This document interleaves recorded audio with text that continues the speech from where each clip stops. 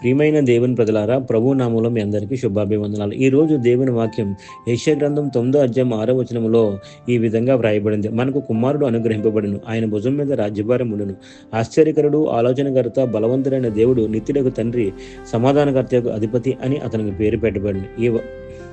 ప్రియమైన దేవుని బిడ్డలారా, మన జీవితంలో దారి తెలియక గందరగోళంగా ఉన్న సందర్భాలు వస్తాయి. ఎవరు మనకు సలహా ఇస్తారు, ఎవరు మనకు రక్షణ ఇస్తారు అని మనసులో ప్రశ్నలు వస్తాయి. అలాంటి సమయంలో దేవుడు మనకు ఆశనిచ్చే గొప్ప ప్రవచన వాక్యం ఇదే. వాక్యంలో ఆయన చెప్పేది ఆయనే మనకు రక్షకుడు అని. ఈ వాక్య వివరణలకు వెళ్దాం. మొట్టమొదటిగా మనకు శిశువు పుట్టెను, కుమారుడు అనుగ్రహింపబడును. ఇది దేవుడు లోకానికి ఇచ్చిన గొప్ప వరం.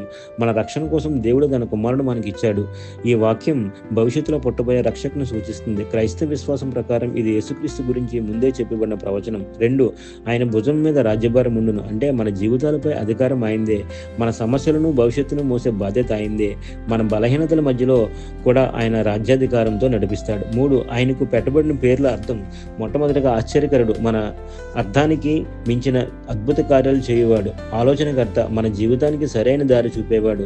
బలవంతుడైన దేవుడు, మనల్ని రక్షించగల శక్తివంతుడు. నిత్యుడకు తండ్రి, ఎప్పటికీ మరణం ప్రేమగల తండ్రి.